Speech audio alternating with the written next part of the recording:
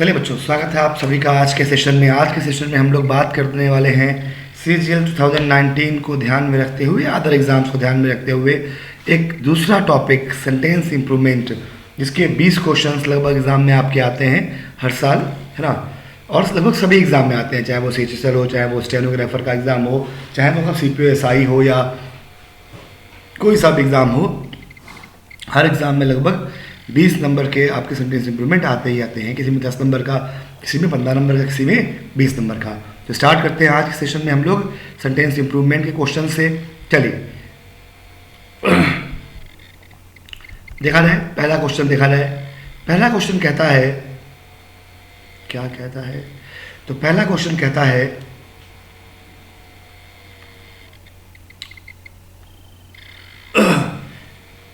कि I asked my sister if she was going out for a holiday or not. अब देखिए, अगर sentence केवल इतना होता,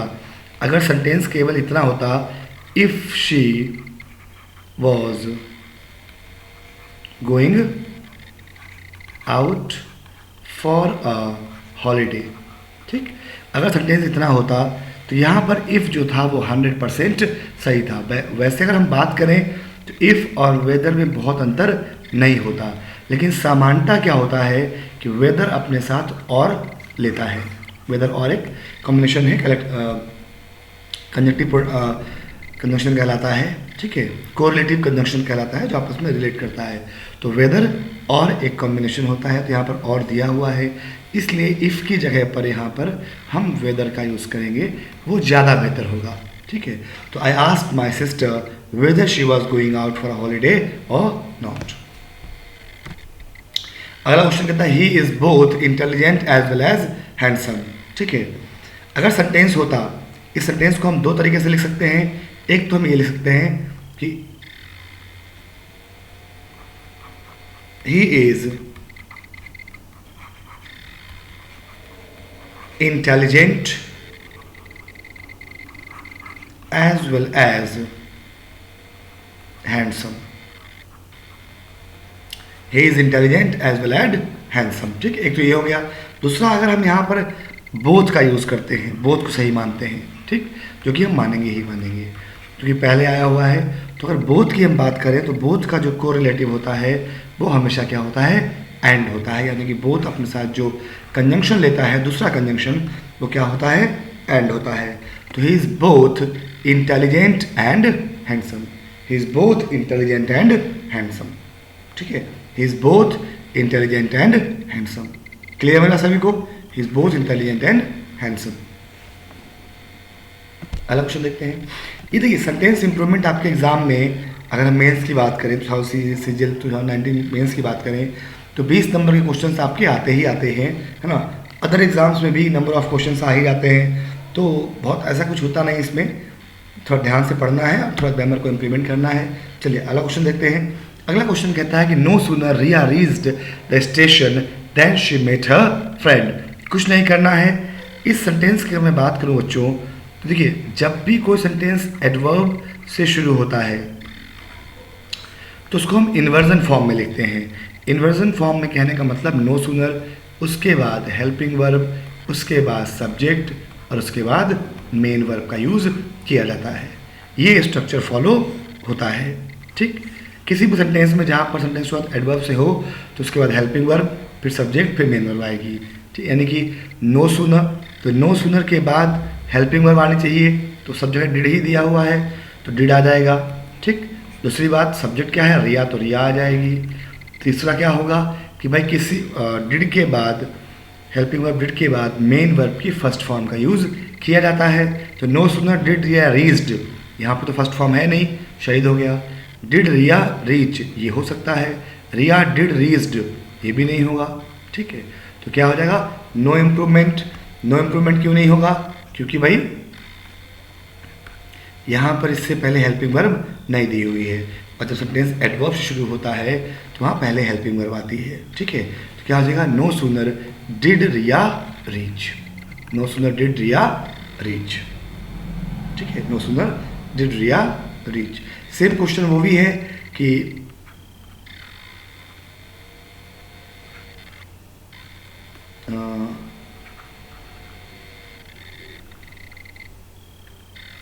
सेम क्वेश्चन है आपका, जो हार्डली वाला स्ट्रक्चर होता है ना, वो भी सेम क्वेश्चन होता है। कैसे?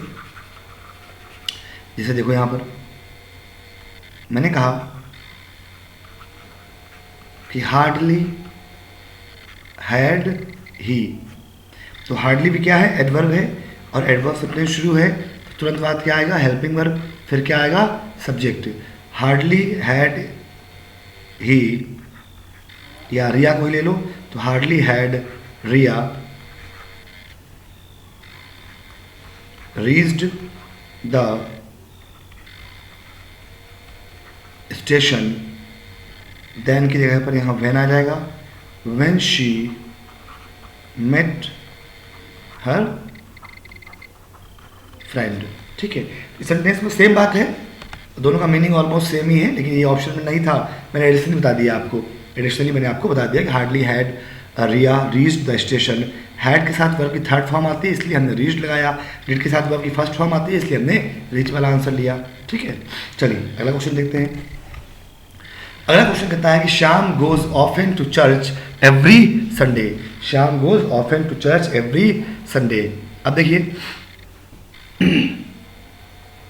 जितने भी एडवर्ब ऑफ फ्रीक्वेंसी होते हैं, ऐसे एडवर्ब जो ये बताते हैं कि काम कितनी बार हुआ, ये मेन वर्ब से पहले लिखे जाते हैं, यानी कि ऑफन के बाद वर्ब आएगी। अब श्याम है, सिंगुलर सब्जेक्ट है, इसलिए गोज आएगा। ऑफन गोज टू बोले तो कहाँ है ऑफन गोज टू? तो often goes to. Often went भी हो सकता था, लेकिन हमने वेंट क्यों नहीं लिया? क्योंकि एवरी संडे दिया हुआ है, और जो काम अक्सर होता है, बार बार होता है, रिपीटेटिव एक्शन जो है वो प्रेजेंट इंडेफिनिट टेंस में लिखा जाता है, ना कि पास्ट टेंस में। ठीक है, तो Shyam often goes to church every Sunday. Shyam often goes to church every Sunday. ठीक है, अगला question, the traffic isn't as badly as it was this morning. अब देखिए यहाँ पर एक बात, एज की बात करूँ या सो एज की बात करूँ, दोनों ही कंडीशन में पॉजिटिव डिग्री का एडजेक्टिव यूज़ होता है। पॉजिटिव डिग्री का एडजेक्टिव यूज़ होता है। जैसे बैड है, ठीक, तो बैड का पॉजिटिव डिग्री क्या होगा? सॉरी, बैड अपने आप पॉजिटिव डिग्री है। कंपैरेटिव क्या होता है? वर्स। सुपरलेटिव क्या होता है? वर्स्ट। और इसका एडवर्ब क्या होता है? बैडली। ठीक है, तो इसका जो यहाँ क्या आएगा? बैड आएगा। The traffic was not as bad as it was this morning is not so bad as, यहाँ पर so bad as भी हो सकता था, यहाँ पर so bad as भी हो सकता था, लेकिन the traffic isn't so bad, so अपने आप में नेगेटिव वर्ड होता है, इसलिए नेगेटिव ये स्टेटमेंट पहले से ही है, तो यहाँ so लगाने की ज़रूरत नहीं है, इसलिए ये नहीं होगा। ठीक, ट्रैफिक वॉज नॉट। अब देखो ये सुबह की बात कर रहा है, इसका मतलब है ये एक्शन अब हो रहा है, तो ये पास्ट हो गया, तो ये अभी प्रेजेंट में होना चाहिए। तो प्रेजेंट में कहाँ है? तो वजंट, ये तो नहीं होगा, ये भी नहीं होगा। Isn't usually as bad as this morning, बिल्कुल। This traffic is not usually as bad as it was this morning. वैसे यहाँ पर यूजुअली की भी ज़रूरत नहीं है, ये गलत दिया हुआ है ऑप्शन में। The traffic is not as bad as it was this morning. ठीक है, तो यहाँ पर जो सही करेक्ट आंसर होगा बच्चों, वो होगा is not as bad as. ठीक, the traffic is not as bad as this morning. जी आंसर ज़्यादा सही है, ऑप्शन नहीं दिया है, कोई बात नहीं, आप अलग से लिख लो, हमें ऑप्शन से मतलब नहीं है, यहाँ पर कॉन्सेप्ट से मतलब है। आप समझ रहे हैं? अगला ऑप्शन देखिए, अगला ऑप्शन कहते हैं I have never seen such boring movie. Such या क्वाइट की अगर हम बात करें, सच या क्वाइट की हम बात करें, अगर इनके बाद कोई एडजेक्टिव और नाउन का स्ट्रक्चर है, तो इससे पहले आर्टिकल ए या एम जरूर आएगा। ठीक है, he is such brave boy, गलत, ही सच अ ब्रेव बॉय। तो सच अ बोरिंग मूवी, ठीक है। तो आई have never seen such a boring movie, I have never seen such a boring movie. Clear सभी को? चलो अगला देखते हैं। अगला क्वेश्चन कहता है we did not enjoy ourselves although it was very cold. अब कहता है we did not enjoy ourselves. तो ये एंजॉय के बाद हमने आवर सेल्व्स इसलिए लगाया कि एंजॉय हुआ, एक्यूट हुआ, रेस्ट्रिक्ट हुआ, प्रोस्ट्रेट हुआ, है ना। और कई सारे ऐसे वर्ब हैं जो अपने बाद क्या लेते हैं, अपना रिफ्लेक्सिव प्रोनाउन लेते ही लेते हैं अगर वो इंट्रांसिटिव फॉर्म में यूज़ किए गए हों तो we did not enjoy ourselves, ठीक, although it was very cold. तो हमने एंजॉय नहीं किया, तो नहीं किया भाई, क्यों नहीं किया? क्योंकि बहुत ठंड थी। तो एंजॉय नहीं करने का हमको रीज़न दिखाना है, और रीज़न दिखाने के लिए हम लोग क्या यूज़ करते हैं, बिकॉज का यूज़ करते हैं, ठीक है। किसी चीज़ का इफेक्ट दिखाने के लिए हम लोग देयरफॉर का यूज़ करते हैं, और दो कॉन्ट्राडिक्टरी स्टेटमेंट दिखाने के लिए हमने क्या करते हैं, द या ऑल्दो का यूज़ करते हैं, ठीक है। तो यहाँ रीज़न दिखाना है इसलिए बिकॉज का यूज़ करेंगे। We did not use ourselves, so we did not enjoy ourselves because it was very cold. हमने मस्ती नहीं करी, काहे भाई, कि बहुत ठंड थी। बात समझे? अगला क्वेश्चन देखिए। अगला क्वेश्चन कहता है आकाश इज एडिक्टेड टू।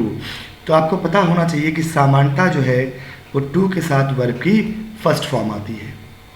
सामान्यता टू के साथ वर्ब की फर्स्ट फॉर्म आती है, लेकिन addicted to, given to, taken to, with a view to, look forward to। तो addicted to, given to, taken to, with a view to, look forward to, used to,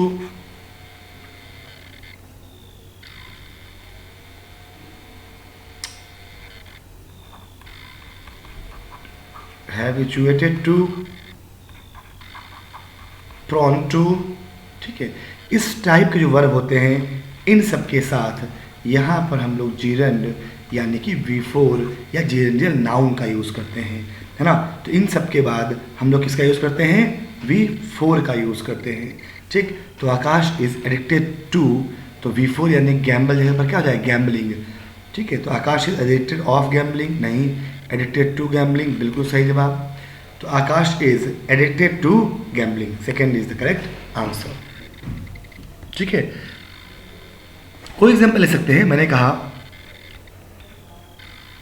he came to my place with a view to meet my father। मैंने कहा कि he came to my place with a view to meet my father। तो with a view to meet नहीं होगा, यहाँ पर क्या होगा, meeting, with a view to meeting my father, ठीक। अगला question, she was saying that her 4-year-old son cannot bath himself। तो क्या होगा, cannot bath, cannot bath। तो she was saying that her 4-year-old son cannot bath, ठीक है। ऐसा इसलिए यहाँ पर रिफ्लेक्सिव प्रोनाउन वाला आंसर इसलिए गलत हुआ, रिफ्लेक्सिव प्रोनाउन वाला आंसर इसलिए गलत हुआ क्योंकि दे आर सर्टेन वर्ब्स जैसे कि bath, जैसे कि keep, है ना,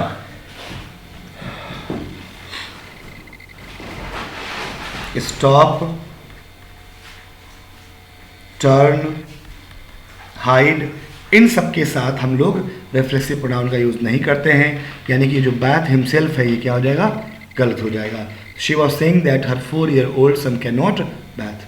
देखिए दो बाथ होता है, एक होता है BATH बाथ, ये नाउन के रूप में होता है, ठीक है। इसका मतलब होता है केवल स्नान या नहाना। वहीं पर BATHE वर्ब के रूप में काम करता है, इसका मतलब होता है स्नान करना, ये एक्शन को शो करता है, ठीक है। दोनों में अंतर है। अगला, Serena was resentful mostly because she knew that when it came to be him, when it came to him, when it came to him. Serena अपने बारे में बात नहीं कर रही, किसी और के बारे में बात कर रही है। She knew that when it came to him, जब ये उसके पास आता है, ठीक, या उस पर आती है, केम टू हिम का मतलब होता है जब जिम्मेदारी किसी पे आती है या कोई कंडीशन किसी के सामने आती है, ठीक। Came to be his, came to be his किसी को कोई मतलब नहीं निकल रहा, तो when it came to him she could not be impartial any more. जब बात उस पर आती है, जब बात उसके लिए आती है, तो वो और पार्शियल नहीं हो सकती, ठीक है। अगला क्वेश्चन कहता है Brick are always received clothes that were handed in. Handed in का मतलब किसी से हैंड इन मतलब लेना, from his oversize cousins, ठीक। तो वो दैट वर हैंडेड उसको दिए गए, उसने किसी को नहीं दिए, ठीक। तो यानी कि ब्रिक को क्या किए गए, कपड़े दिए गए। तो यहाँ क्या होगा, brick always received clothes that were handed down. Hand down, handed down हमने ये क्यों लिया, वर हेल्पिंग वर्ब है और किसी भी हेल्पिंग वर्ब के बाद मेन वर्ब की फर्स्ट फॉर्म नहीं आती। पैसिव में होगा तो B3 आएगा, कॉन्टिन्यूअस में होगा तो B4 आएगा। तो दैट वर हैंडेड डाउन, जो उसको दिए गए, समर्पित किए गए, उसको दे दिए गए, दान में दे दिए गए, ठीक है।